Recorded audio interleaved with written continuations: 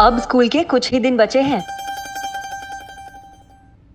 आज तुम लोगों को मैं कुछ नहीं पढ़ाऊंगी, अपनी अपनी किताबें बंद कर दो। एक मिनट मैडम जी, आज भी टेस्ट लेंगी आप? नहीं मुन्ना पंडित, आज तुम्हारा कोई टेस्ट नहीं होगा, कोई इम्तिहान नहीं होगा। आज हम आने वाले कल की बात करेंगे, यानी भविष्य की। अरे वाह! क्या बात है मैडम जी, आपको हाथ देखना भी आता है? देखिए जरा बताइए मेरा भविष्य कैसा है? 0/0। तुम्हारा भविष्य ऐसा है मुन्ना। जाओ अपनी जगह पे जाके बैठो। चुप। हम लोग आज अपने अपने दोस्तों को लिखेंगे पोस्ट कार्ड और उसमें उन्हें बताएंगे कि हमने जीवन में क्या क्या हासिल किया है। लेकिन एक बात याद रखना कि ये पोस्ट कार्ड तुम आज नहीं, आने वाले भविष्य में लिख रहे हो। शुरू करो लिखना पोस्ट कार्ड अपना अपना। शांति टीचर को कहाँ पता था कि भविष्य में लोग एक दूसरे को ईमेल, वॉइस मेल और वीडियो कॉल्स करेंगे, पर पोस्ट कार्ड वो तो कोई नहीं लिखेगा। पर सच कहूं, जितनी एक्साइटमेंट से हम लोगों ने उस दिन वो पोस्ट कार्ड लिखा था, उतनी एक्साइटमेंट पहली वीडियो कॉल करने पर भी महसूस नहीं हुई थी मुझे। हो गया मेरा भी हो गया। मैंने भी लिख लिया मैडम जी। ओके ओके ओके ओके, अच्छा चुप। काम्या, हम तुमसे शुरू करते हैं। जी मैडम। डियर नैना, तुम्हें ये जान के बहुत खुशी होगी कि मैं बॉम्बे आके हीरोइन बन गई हूँ।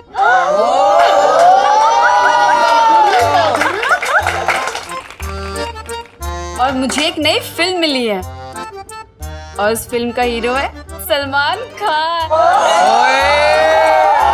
सिक्योरिटी गार्ड ही बन जाऊंगा। स्वाति तुम पढ़ो। ओए फ्रॉक वाला फिल्म था। मेरी प्यारी नैना, सच कहूँ तो मैं सोच ही नहीं पा रही थी कि मैं अपनी जिंदगी में क्या करूंगी। फिर मैंने एक सीरियल देखा, उड़ान, और उससे मुझे एक प्रेरणा मिली और आज मैं उड़ान की आईपीएस कल्याणी सिंह जैसी पुलिस ऑफिसर बन गई हूँ। और नैना, तुम्हें यह जान के खुशी होगी कि मैंने अहमदाबाद आते ही 2 लफंगों को पकड़ा, मुन्ना और पंडित।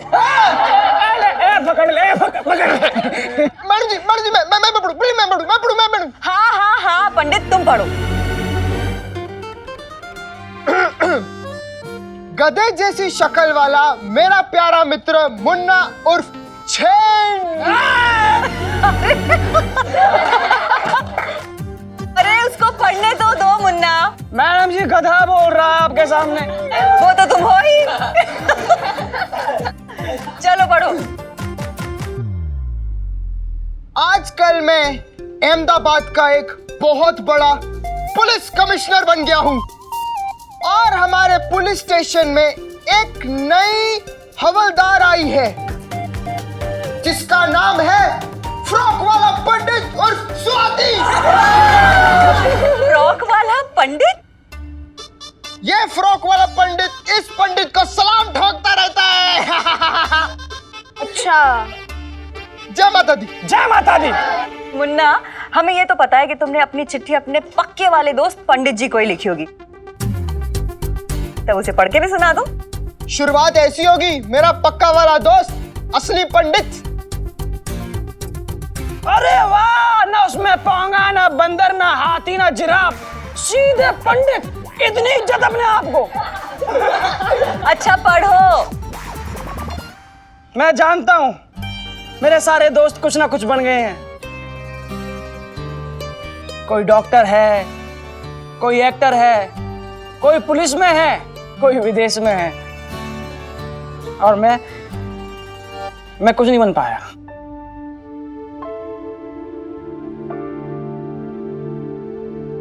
क्योंकि मेरे घर वालों ने मुझसे कभी पूछा ही नहीं कि बेटा क्या बनना चाहते हो। बस हुक्म ठोक दिया कि तुम्हें पापा की दुकान पे बैठना है। तो मैडम जी, आजकल दुकान संभालता हूँ, कुछ नयापन नहीं है, हर रोज एक जैसा है, बस वही घर से दुकान और दुकान से घर, यही है जी।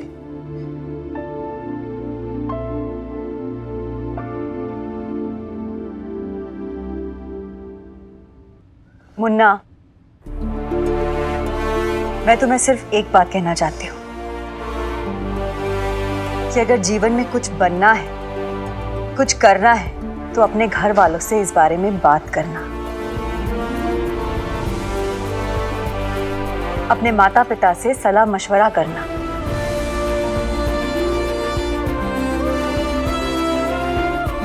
क्योंकि इंसान उसी काम में कामयाब होता है जिस काम को करने में उसे खुशी मिलती है।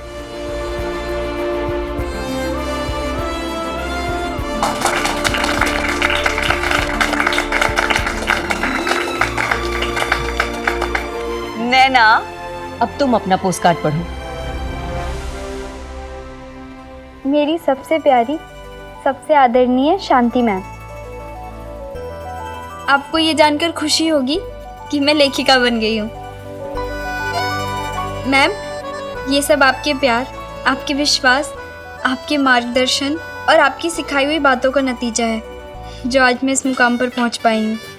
सच में मैम, आप मेरी प्रेरणा थी, हैं और हमेशा रहेंगी।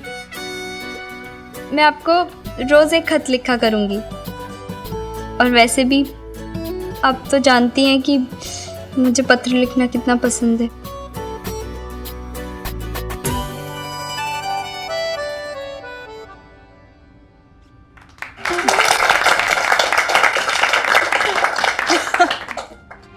बच्चों, कुछ दिनों बाद तुम लोग जिंदगी का एक नया सफर शुरू करोगे, कॉलेज का सफर।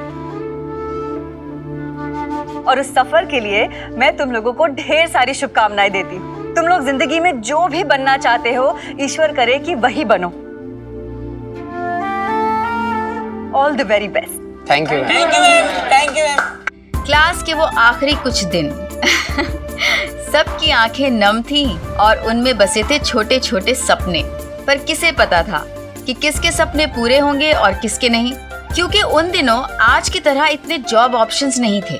लड़के डॉक्टर, इंजीनियर और लड़कियां टीचर या बैंक में नौकरी, इससे ज्यादा ना सोचते थे और ना ही कोई ऑप्शंस थे। राइटर बनने का सोचना सचमुच किसी किताब में लिखी काल्पनिक कहानी की तरह था। अब मेरी इस कहानी में स्कूल का ये चैप्टर तो खत्म होने वाला था, पर मेरा दिल्ली जाकर समीर से ना मिल पाने का चैप्टर अभी बाकी था।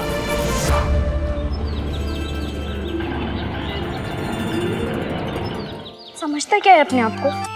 मैं उससे मिलने इतना दूर गई, दिल्ली, वो मिलने भी नहीं आया। अब अगर उसे मिलना है ना, तो उसे यहाँ आना पड़ेगा मुझे मिलने।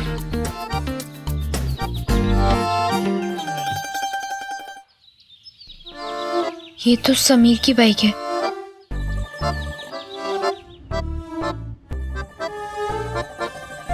परेश भाई, आशिकी की कैसेट है? जी है ना, दे रहा है। हाँ, सनम बेवफा। अब सनम बेवफा की कैसेट दे दीजिए ना। मैंने प्यार किया। हाँ हाँ, मैंने प्यार किया। सनम बेवफा बीच में कहाँ से आ गया? अजूबा। ये मैंने प्यार किया, सनम बेवफा। अजूबा की कैसेट दीजिए ना। दे रहा हूँ। एक अजूबा तो यहीं खड़ा है। ये लीजिए अजूबा। अजूबा नहीं, साजन हूँ। साजन, साजन की कैसे? ये लीजिए साजन। परेश भाई, फर्स्ट लव लेटर पढ़ा था? हाँ, पढ़ा था। अफसाना प्यार का। ये रहा फर्स्ट लव लेटर, अफसाना प्यार का। मुझे इंसाफ चाहिए। हम एक दूजे के लिए। परेश भाई, हम और एक दूजे के लिए दिखाइए ना।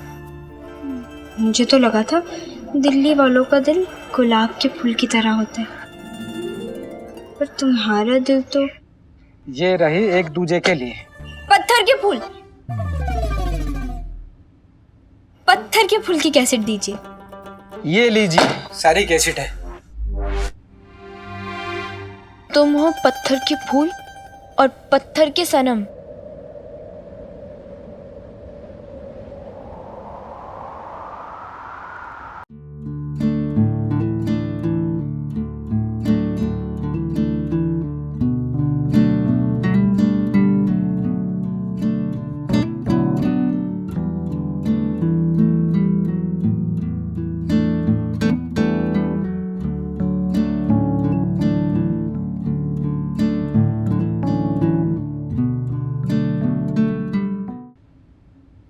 सपना देखा? सपने में जीजा जी को देखा? कैसेट की दुकान पे थी ना तू? तुझे कैसे पता? वैसे नैना, लोग सपने में हिल स्टेशन जाते, समंदर किनारे जाते, विदेश जाते, तो कैसेट की दुकान पे चली गई। नया एसटीडी लगाया है घर में, लेकिन क्या फायदा। कल कॉल किया था समीर को, लेकिन फोन किसी और ने उठाया। भूल जा समीर को। क्या कुछ भी बकवास करती है। नैना तो दिल्ली गई थी, तेरे दिल्ली जाने के बाद भी वो तुझसे नहीं मिला। मैंने कहा था ना नैना, ये शादी वाला प्यार नहीं है। नैना, अगर उसको तेरी थोड़ी सी भी फिक्र होती ना, तो वो तुझसे मिलने जरूर आता, लेकिन वो नहीं आया। मुझे पता था ये लड़के ना ऐसे ही होते, जब उनका दिल भर जाता ना तो पीछे मुड़कर भी नहीं देखते। स्वाति, तुझे पहले भी बताया था कि समीर को चिट्ठी नहीं मिली इसलिए नहीं आया। हाँ, पर तुझे कैसे पता ये सच है या नहीं? कहीं उसे वहाँ कोई और मिल गई हो। मेरा समीर ऐसा नहीं। अच्छा ठीक है बाबा, तेरा समीर ऐसा नहीं है। तू मुंह क्यों लटका के रखा है तूने? हाँ, ये सब छोड़, समीर तुझसे मिलने अहमदाबाद जरूर आएगा। सच्ची? 100% सच। यही सुनना चाहती थी ना मेरे मुंह से? पागल। वो शायद भविष्यवाणी का ही दिन था, पर कहते हैं ना कि एक भविष्यवाणी के कई मायने निकाले जा सकते हैं। मुझे उस वक्त कहाँ पता था कि स्वाति की बात को सच करने के लिए समीर अहमदाबाद से आने वाला था। पर उसने हम दोनों के भविष्य को बदलने की ठान ली थी।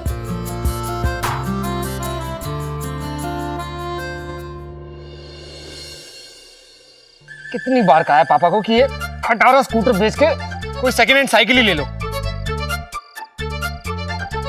अरे निकल जा मेरे बाप।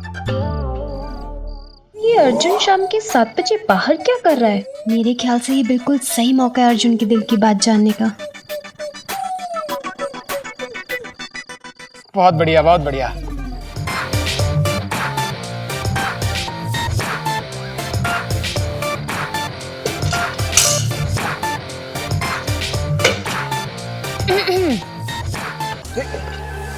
शेफाली, तुम अपनी साइकिल धोने आई हो? नहीं, योगा करने आई हूँ। साथ में करें? क्या है? देख नहीं रहा साइकिल धो रही हूँ। तुम भी पता नहीं क्या पूछते रहते हो। अब ये कोई वक्त थोड़ी है साइकिल धोने का। वक्त मतलब? तुम भी तो अपना स्कूटर धो रहे हो ना? मैंने पूछा तुमसे। अरे नहीं, मैं स्कूटर साफ थोड़ी ना कर रहा हूँ, वो तो ये पंचर हो गया है, वो सभी निकाल के लगवाने ही जा रहा था। ओह अच्छा। अरे पंचर निकला क्या?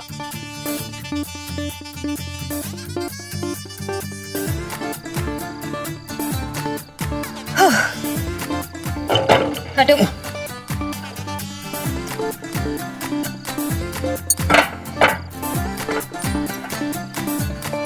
ये लो। थैंक यू, मैं चलता हूँ, पंचर लगवा के आता हूँ। अर्जुन,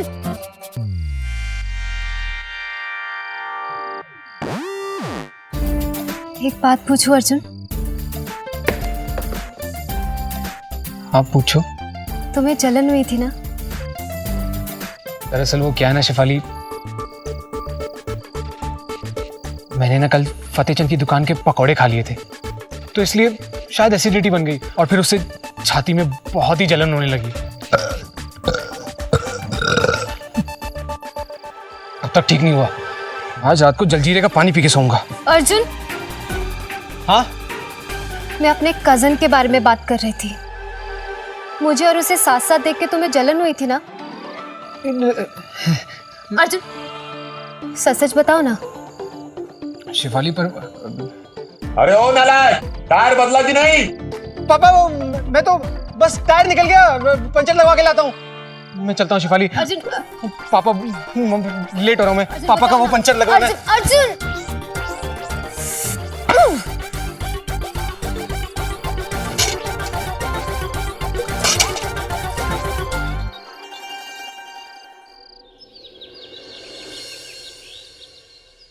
दोस्तों, अगर इस दुनिया में कोई सबसे खूबसूरत रिश्ता है, एक मीठा एहसास, तो वो सिर्फ प्यार का है। क्योंकि प्यार एक ऐसी डोर है जो ना सिर्फ दो दिलों को बल्कि दो जिंदगियों को भी बांध के रखती है। दोस्तों, अगर इस जिंदगी में कोई सबसे खूबसूरत रिश्ता है, एक सबसे मीठा एहसास, तो वो है प्यार का। जिसने तुमको प्यार किया है वो भगवान को प्यारा हो गया है।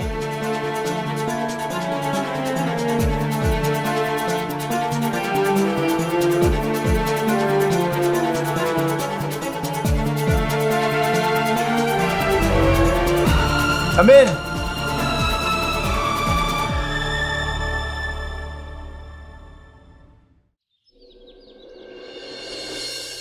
Come on. अरे यार, मैं तुझे दिखाता हूँ, देख 6 नंबर कैसे लाते हैं। ये देख।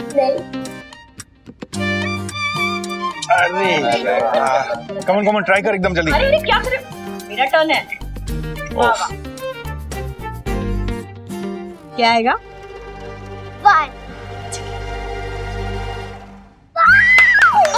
हम जीत गए। मम्मी मैं चल दूं? ये हम जीत गए।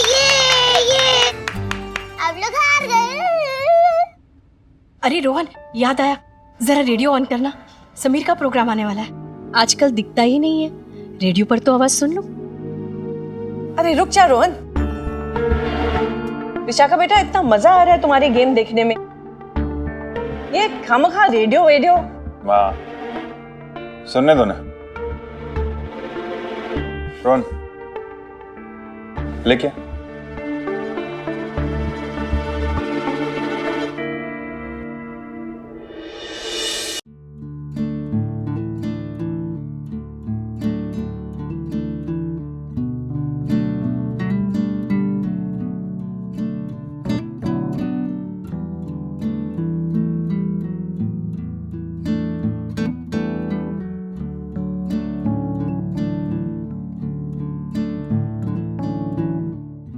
नैना,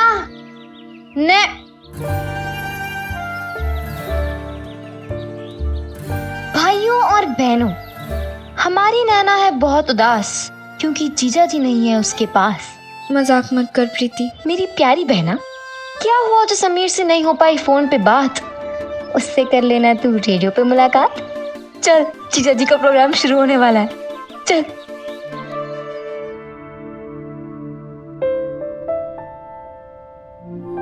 स्टार्ट।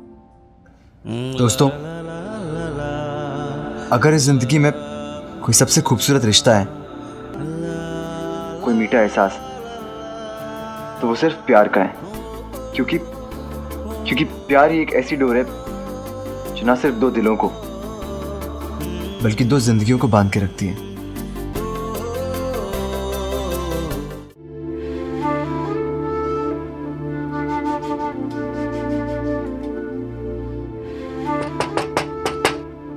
क्या हुआ?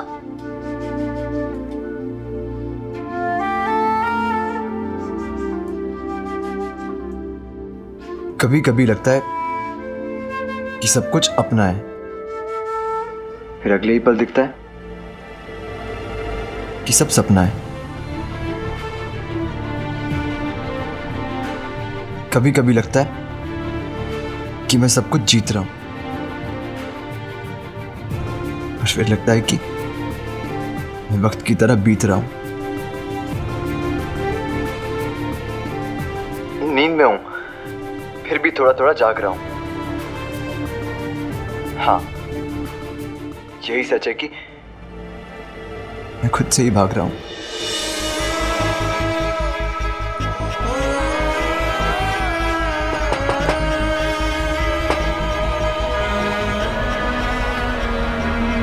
दोस्तों, आज के लिए बस इतना ही, और मुझसे बोला नहीं जाएगा।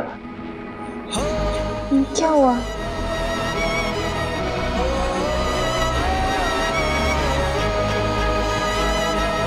आजकल की दुनिया में हमारे आसपास इतना शोर है, सिर्फ आवाज का शोर नहीं, दिमाग का शोर। जिस शोर में हम अक्सर किसी की कही हुई बात की गहराई को सुनकर भी समझ नहीं पाते या किसी के चेहरे के इमोशंस देखकर भी पढ़ नहीं पाते।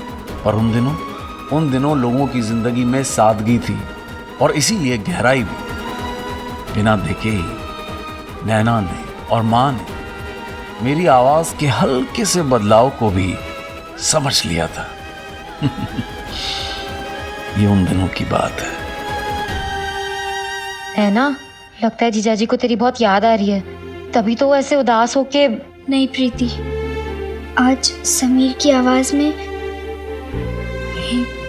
जरूर कुछ और बात है। प्रीति, पक्का समीर के साथ कुछ तो गलत हुआ है, तभी तो इतने दिनों से पौधे में गुलाब भी नहीं आ रहा। तू भी ना, कल अगर दूध पे मलाई नहीं आएगी या दही नहीं जमेगी तब भी यही कहेगी कि समीर के साथ कुछ। तुझे मजाक लग रहा है प्रीति? रुक, मेरे कबर्ड में से लेटर्स ला, ड्रॉर में। जा ना।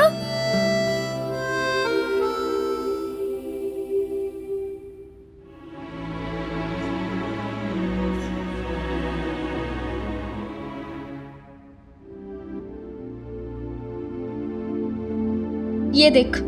हाँ, जीजाजी के लव लेटर्स मैं कैसे पढ़ सकती हूँ? ध्यान से देख इसे। ये बस नाम के लिए चिट्ठी है। 2 लाइन 4 लाइन। पहले समीर की एक एक चिट्ठी 2-2 3-3 पेज की होती थी, और अब डियर नैना, कैसी हो?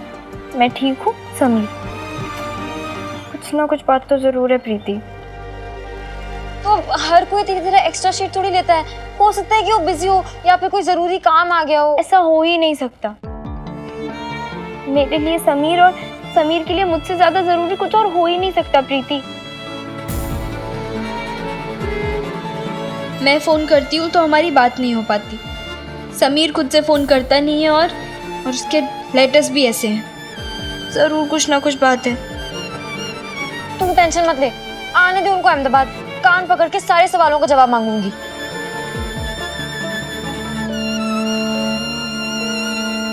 हमारे बीच शहरों का फासला है, समझ आता है,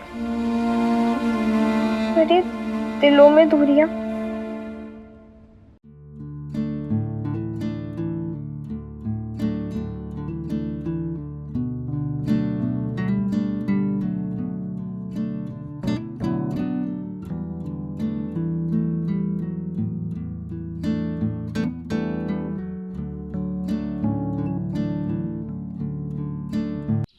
ये अचानक समीर को क्या हो गया? आदत विशाखा, आदत। समीर को भागने की आदत पड़ चुकी है।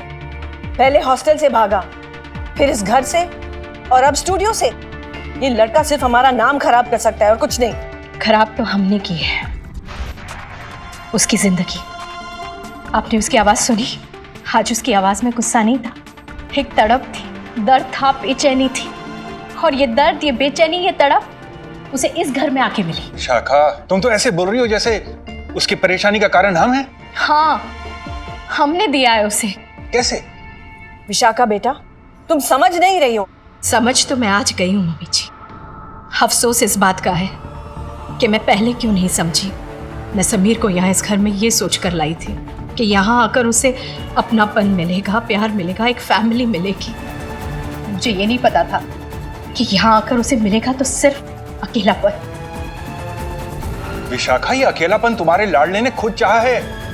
माँ, मैं, बच्चे सब चाहते हैं कि समीर हमारे साथ मिलजुल कर रहे, मगर नहीं, उसका तो दिमाग अलग ही चलता है।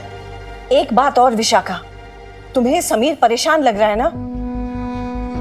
अरे मुझसे सुनो, समीर ही सबकी परेशानियों का कारण है। अहमदाबाद में था तो नाना जी को दुखी किया, यहाँ आया तो तुम बीमार पड़ गई। कहना तो नहीं चाहिए, लेकिन वो है ही मनहूस। मम्मी जी, बस कीजिए आप, बस बहुत हो गया। अब इसके बाद अगर आपने मेरे समीर के खिलाफ एक शब्द भी कहा ना, तो मैं बड़े छोटे का लिहाज भूल जाऊंगी।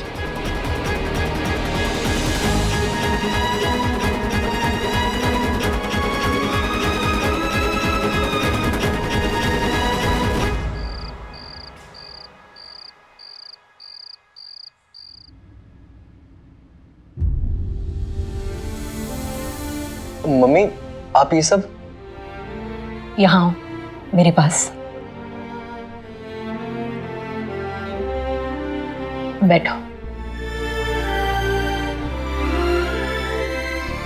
जानते हो बेटा, जब मेरे रोहन के पापा से शादी हुई थी तो विदाई के वक्त मैं बहुत रोई थी, लेकिन मैं अपने पापा का घर छोड़ने की वजह से नहीं रोई थी। मैं तुम्हारी चिंता में रो रही थी कि मेरे जाने के बाद तुम्हारा ख्याल कौन रखेगा, तुम्हारी देखभाल कौन करेगा, तुम्हारी जिम्मेदारी कौन लेगा। ये सारे सवाल मेरे मन में गूंज रहे थे।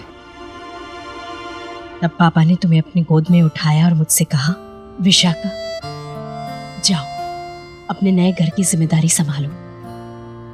आज से समीर मेरी जिम्मेदारी है।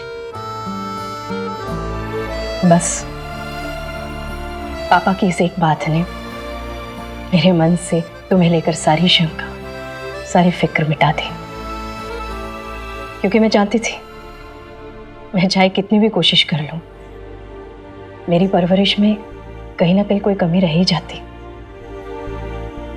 लेकिन पापा, उनकी परवरिश में कभी कोई कमी नहीं रह सकती थी।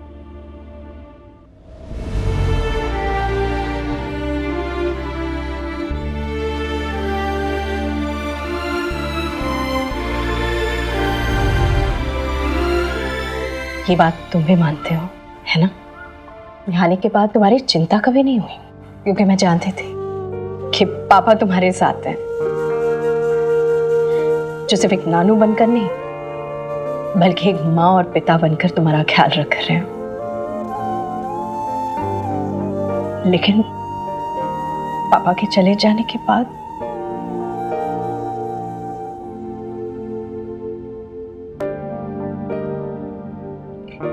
कितनी अजीब बात है ना बेटा, जब तुम मुझसे दूर थे तो मुझे तुम्हारी चिंता नहीं हो रही थी, लेकिन आज जब तुम मेरे पास हो मुझे हर घड़ी तुम्हारी चिंता लगी रहती।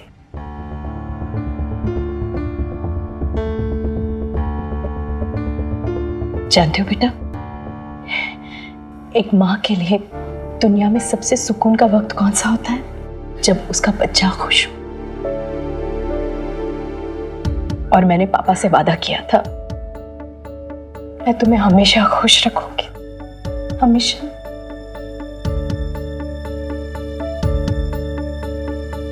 मैंने कोशिश की बेटा, खैर कोशिश तो तुमने भी बहुत की यहाँ सबके साथ एडजस्ट करने के लिए, पर शायद हम दोनों की कोशिशें बेकार गई। समीर, इस दुनिया में मैं सब कुछ बर्दाश्त कर सकती हूँ, लेकिन तेरे चेहरे पर उदासी, तेरी आंखों में आंसू मैं नहीं बर्दाश्त कर सकती। तेरा ये कॉन्फिडेंस, ये पर्सनैलिटी, तेरा आत्मविश्वास तुझे तेरे नानू से मिला है, और अगर तेरा आत्मविश्वास टूट गया ना तो मैं पापा से कभी नजरें नहीं मिला पाऊंगी। मेरा समीर शुरू से शरारती था, गुस्से वाला था, लेकिन कमजोर कभी नहीं था बेटा, और मैं अपने समीर को कभी कमजोर पड़ने भी नहीं दूंगी। इसलिए मैंने फैसला किया है, मैं तुझे वापस भेज रही हूँ अहमदाबाद। मम्मी, लेकिन अचानक से तू जा बेटा, यहाँ रहेगा ना तो सिर्फ तू और मैं नहीं, तेरे नानू की आत्मा को भी शांति नहीं मिलेगी, बहुत दुख पहुंचेगा उन्हें। तो जा, मैंने ना वो तेरे गांधीनगर वाले मामा से बात कर ली है, वो आएंगे, तेरे साथ रहेंगे, तेरी देखभाल करेंगे। हाँ,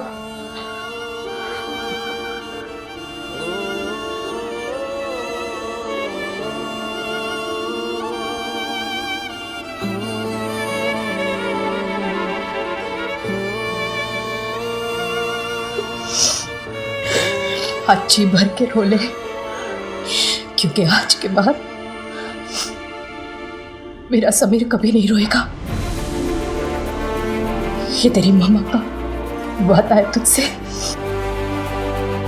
जैसे कच्चा दूध पीते ही एसिडिटी की सारी जलन शांत हो जाती है ना, ठीक वैसी ही फीलिंग हो रही थी मुझे जब मम्मी ने मुझे अहमदाबाद वापस जाने को कहा था। लेकिन उस वक्त मुझे ये नहीं पता था कि मैं वापस जाके कितनों का हाशमा खराब करने वाला हूं।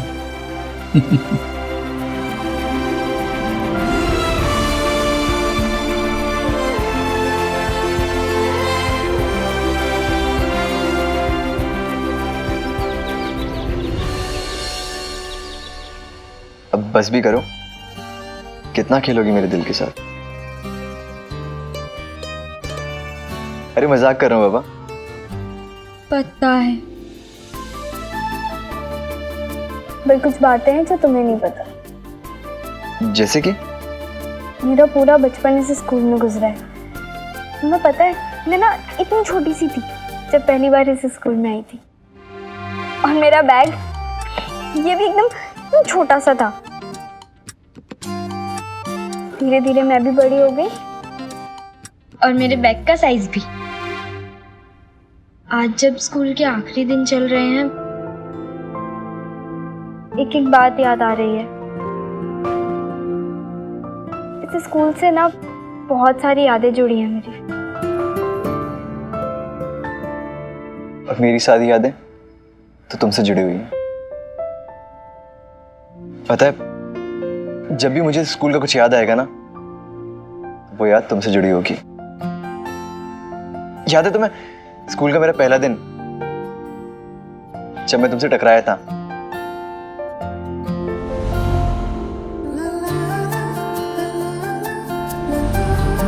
तब नहीं पता था कि वो एक हसीन सा एक्सीडेंट जिंदगी भर तक मुझे तुम्हारा और तुम्हें मेरा बना देगा। समीर, एक बात है जो मैंने तुमसे छुपाई है। तुम्हें पता है, जब हम पहली बार टकराए थे, उसी समय, उसी पल, पहली नजर में मुझे तुमसे प्यार हो गया था।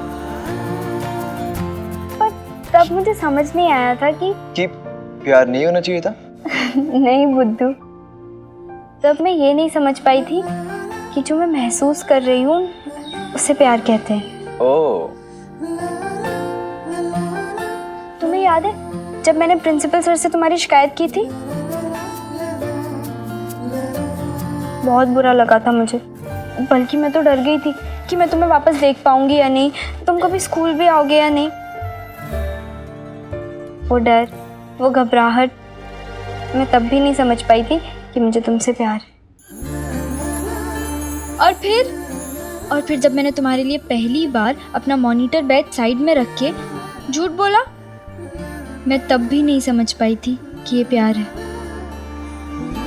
फिर जब मैं 24 घंटे सोते जागते तुम्हारे बारे में सोचने लगी, यहाँ तक कि दूसरों के चेहरे में मुझे तुम्हारा चेहरा नजर आने लगा, तब मुझे समझ आया कि इस पढ़ाकू नैना को तो प्यार हो गया है। और फिर तुमने मुझसे बदला ले लिया, अपना दीवाना बना के। अच्छा? हाँ, नहीं तो मैं तो काम्या को पसंद करता था।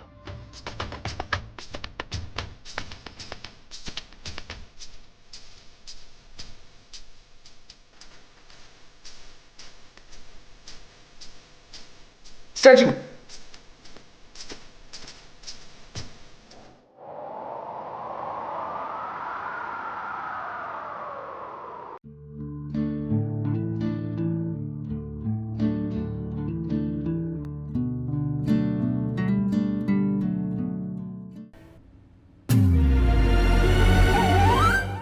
तू अभी तक सो रही है? मैं सो नहीं रही, मैं सपने में समीर से बातें कर रही थी। सुबह सुबह यहाँ क्या कर रही है? ये किताब,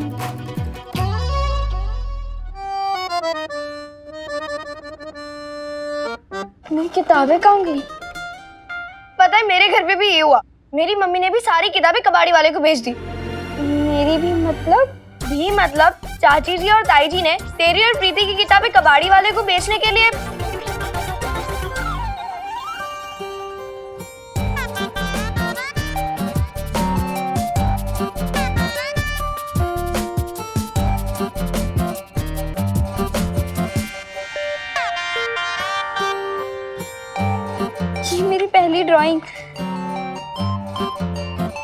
बिल्कुल बुरा नहीं लगा आंटी ने तेरी किताबें। बुरा? मुझे तो उल्टा बहुत अच्छा लगा कि मेरी मम्मी ने सारी किताबें बेच दी। मुझे पढ़ाई से छुटकारा जो मिल गया।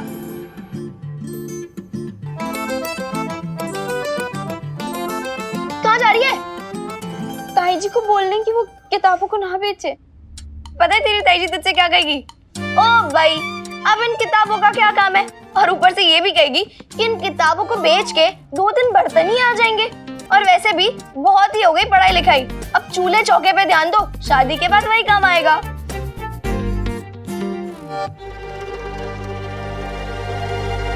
इसे तो मैं बिल्कुल नहीं बेचने दूंगी।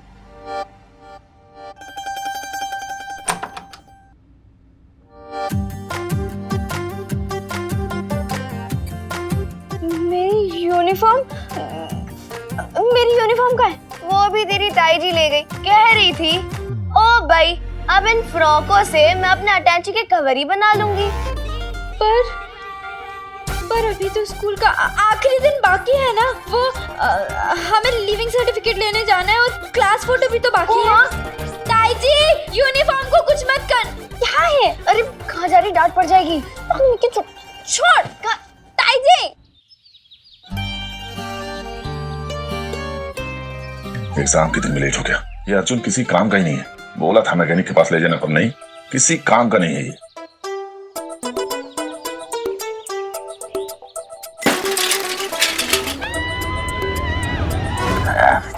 ऐसी देर हो रही है ऊपर से।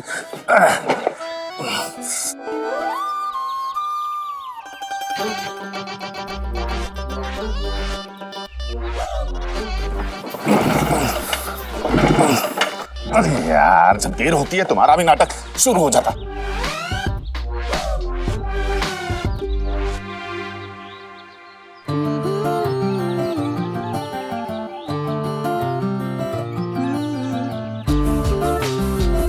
हाय शिफाली। हाय अर्जुन। शिफाली, हम दोनों साथ में कॉलेज चलें क्या? इस पे? नहीं नहीं, है ना गाड़ी की चाबियां, पर चलानी तुम्हें पड़ेगी। प्रॉमिस, मैं चलाऊंगी। मेरी साइकिल पार्क कर दो। हाँ।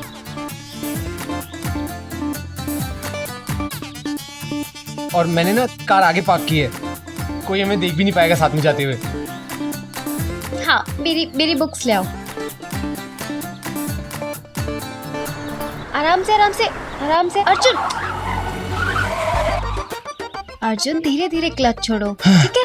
पहला गियर डाला तुमने? डाला। चलो अब सड़क की तरफ ध्यान दो। धीरे से धीरे से धीरे से। डरने की कोई बात नहीं है, मैं तुम्हारे साथ हूँ। आराम से। और अर्जुन अर्जुन आराम से आराम से। अर्जुन आराम से। मुझसे नहीं होगा शिफाली। ऐसे कैसे नहीं होगा? तुम्हें पता है मेरे साथ भी बिल्कुल ऐसा हुआ था पहली बार। अच्छा सर, 2 मिनट का ब्रेक मिल सकता है? ओके।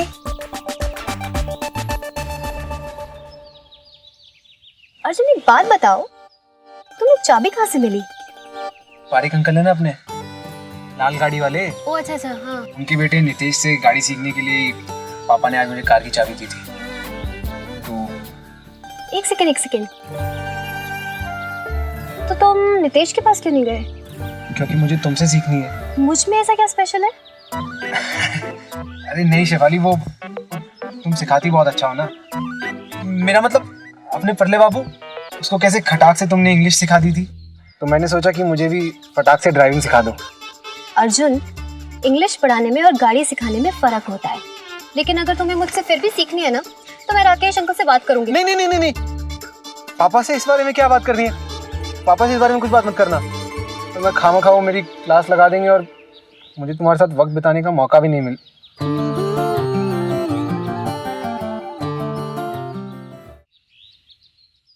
इससे क्या होता है? ये क्या बोला तुमने? वक्त बिताने का मौका मतलब? बोलो ना। कुछ नहीं शिफाली। अर्जुन, तुम बोल रहे हो कि मैं जाऊं? क्या कर रही हो? जा रही हूँ। कहाँ? अच्छा एक मिनट बात तो सुन। बैठो तो। अरे पर इतनी सी बात है अर्जुन, आई लव यू तो बोलना है, बोल दो। कितना शर्माते हो लड़कियों की तरह। अब आवाज दे भी दो, बुला लो। शेफाली, शेफाली रुको तो, रुको ना। रुक गई, बोलो अब जो बोलना था। वो शेफाली, अगर तुम चली गई तो गाड़ी कौन चलाएगा?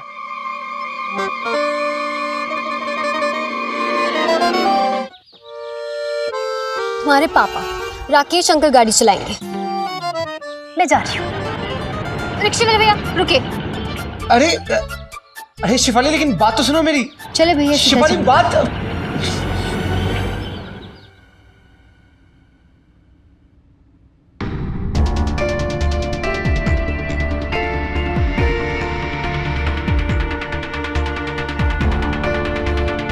तुम कहाँ जा रहे हो? दादी, वो मैं समीर को छोड़ने जा रहा था। तुम्हारे यूनिट टेस्ट आने वाले हैं ना, जाओ जाके पढ़ाई करो।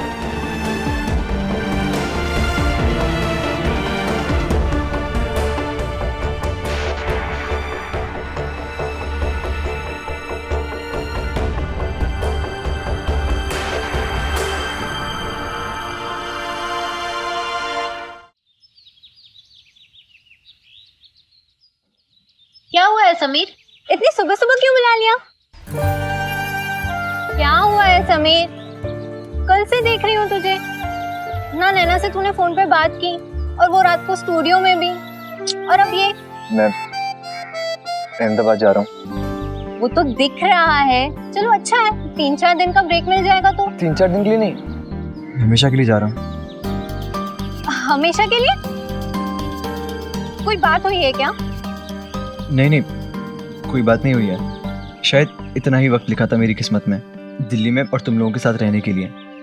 तुम्हें पता है अमृता, इस 1 साल में ना मुझे पता चल गया है कि भले ही अहमदाबाद और दिल्ली में बहुत फर्क है, लेकिन जब दोस्ती की बात आती है ना तो दोनों शहर एक जैसे हैं। वहाँ अहमदाबाद में भी मेरे बेस्ट फ्रेंड्स हैं और यहाँ दिल्ली में भी। Thank you so much Amrita, तुमने मेरे लिए इतना कुछ किया।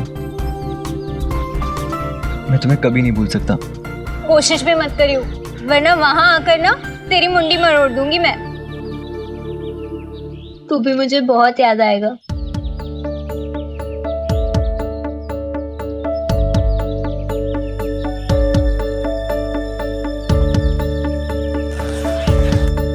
फोन करेगा ना मुझे रोज? ले, मैं फोन की बात कर रही हूँ और तू मुझे चिट्ठियां थमा रहा है। हाँ, नैना से टाइम मिलेगा तभी तो मुझे याद करेगा, इसलिए पहले ही चिट्ठियां लिख दी मुझे। अमृता, मुझे तुमसे एक लास्ट फेवर चाहिए। तुम हर 15 दिन में एक चिट्ठी नैना को भेज दोगी ना? नैना को? क्या मतलब? वहां जाकर नैना से नहीं मिलेगा तू? कुछ बोलो तो, मैं कुछ पूछ रही हूँ तुझसे।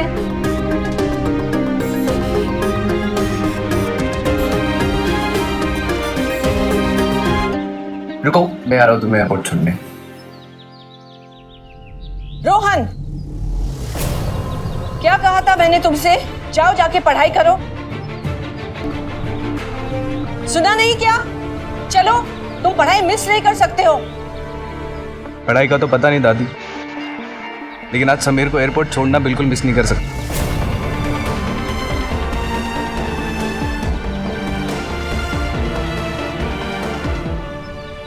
रोहन, जाके पढ़ाई कर, मैं चला जाऊंगा। जाना जरूरी है क्या समीर? मत जाओ ना प्लीज।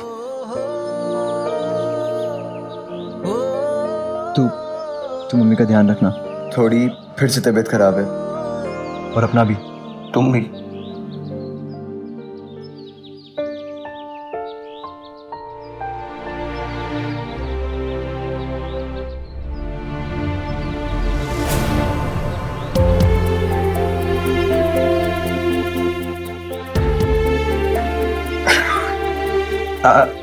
मैं चलता हूँ।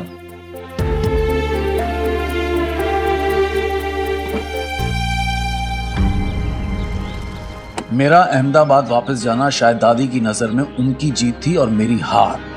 सोचता हूं अगर उस वक्त बाजीगर रिलीज हो गई होती तो मैं दादी को जरूर कहता, हार के जीतने वाले को ही बाजीगर कहते हैं दादी। लेकिन सच कहूं तो वो मेरी जीत ही थी, क्योंकि मुझे सिर्फ माँ की ममता ही नहीं बल्कि भाई बहन का प्यार भी मिल गया था।